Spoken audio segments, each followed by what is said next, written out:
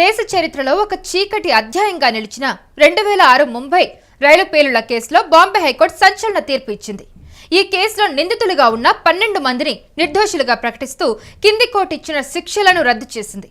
వారిపై ఉన్న అభియోగాలను నిర్ధారించడంలో ప్రాసిక్యూషన్ విఫలమైనందున వారిని నిర్దోషులుగా తేల్చినట్టు తీర్పు వెలువరించింది.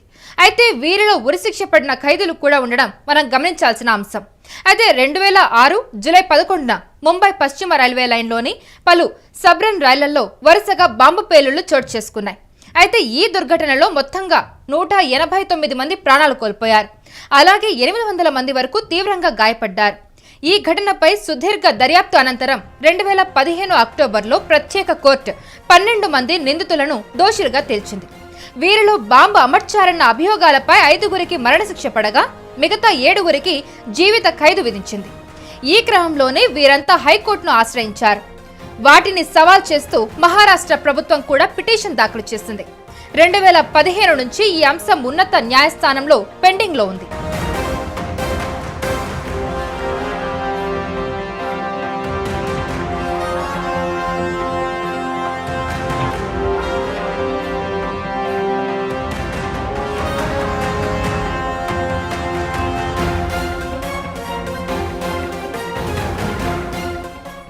అయితే దీనిపై అనేక అభ్యర్థనల తర్వాత 2024లో రోజువారీ విచారణ నిమిత్తం ప్రత్యేక బెంచ్ను ఏర్పాటు చేసింది హైకోర్టు.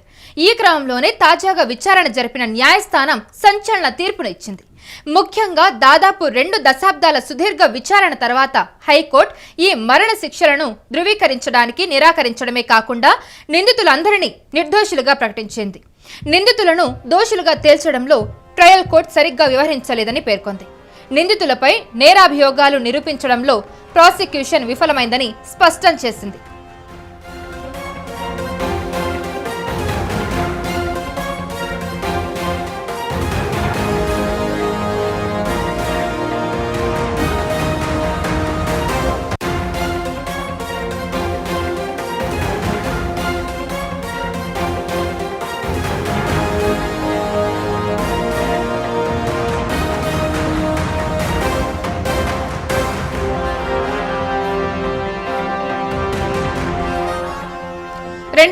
లో ముంబై రైలు పేలుళ్ల కేసులో బాంబే హైకోర్టు సంచలన తీర్పు ఇచ్చింది.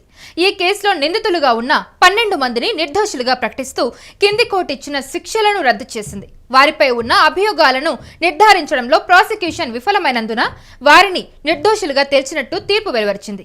అయితే వీరిలో ఉరిశిక్ష పడిన ఖైదీలు కూడా ఉండడం మనం గమనించాల్సిన అంశం. అయితే 2006 జూలై 11న ముంబై పశ్చిమ రైల్వే లైన్లోని పలు సబరన్ రైళ్లలో వరుసగా బాంబు పేలుళ్లు చోటు చేసుకున్నాయి.